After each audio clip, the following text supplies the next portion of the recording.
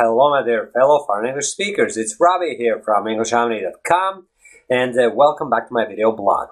Today I'm bringing you another English idiomatic expression video, but unlike other English idiomatic expression videos where I'm focusing on typical English idioms and phrasal verbs and collocations, today I'm bringing you what I like to call a grammar construct.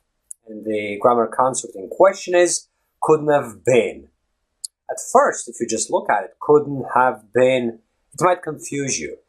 You might try and figure out what it means in grammar terms, what English grammar tense represents, and all that sort of thing. But you don't have to do it. And you actually want to read this article where I'm talking about it, that you don't have to try and figure out what exactly something means in grammar terms, okay? All you gotta do is just repeat that particular grammar construct, memorize it, and then you'll be able to use it in relevant situations without knowing what it represents, right? And the funny thing is that prior to recording this video, I was kind of thinking to myself, hold on, I have to look it up and see what it actually means, what kind of a tense it is, but I'm not going to get bogged down on these grammar terms, just like I told you, because it serves no purpose whatsoever, okay? So, all you gotta do is just repeat it, memorize it, and then you'll be able to use it. And the first example sentence that I'm going to give to you containing this particular grammar construct couldn't have been is couldn't have been done without, right? And typically you would use it when describing when a particular thing, some sort of an assignment or something, couldn't have been done without the help of someone else, or without using some tool or some piece of software or whatever. So, for instance, your boss is asking you how you got on with the job, simple as, and you tell them, listen, yeah, I got it done, but it couldn't have been done without the help of my colleague here, right? So a lot of good credit goes to him, and it wasn't just me who got the job done, because it couldn't have been done without him, okay? And this is a typical way of using this particular grammar construct, right? So you have to do some spoken practice whereby you come up with your own fictional scenario. Obviously you use your own workplace or college you attend or whatever, and then you kind of put yourself in that situation when you are communicating with someone, and then you use that phrase.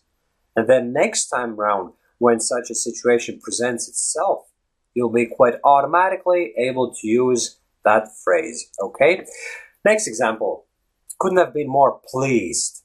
And it's a typical way of saying that you were very, very pleased. I couldn't have been more pleased. Or I couldn't have been happier. When someone asks you, did you enjoy when your work colleagues congratulated you on your birthday? Then you can tell them, listen, I couldn't have been happier because I was totally shocked. That was a complete surprise. I didn't even expect that, and I couldn't have been happier, right? And the third example is couldn't have been prevented. Oftentimes people talk about some disasters or catastrophes or incidents, and people wonder whether they could have been prevented or not.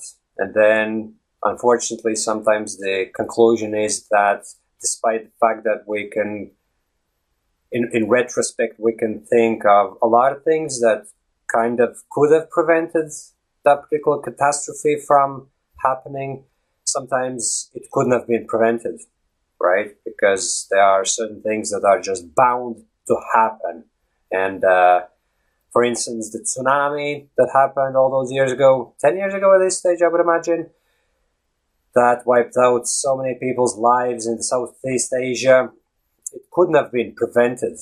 A lot of the fatalities probably could have been prevented, but the actual catastrophe, the tsunami itself, couldn't have been prevented. You know, it's one of those things that just happens, and we have to accept that reality of life. So, I hope that you're going to be using this particular grammar construct, couldn't have been. And just like I told you, don't try and figure out what it represents, whether it's passive or active voice or what kind of tense it is. It serves no purpose. It doesn't matter. all that matters is that you can use it, okay? So I hope that you enjoyed watching this video, and just like I told you a million times before, do some spoken English practice. If you just watch this video without any practice whatsoever, this video is not going to serve any purpose, okay? So if you have any questions, obviously, publish them in the comment section below, and chat to you soon, my friends. Bye-bye.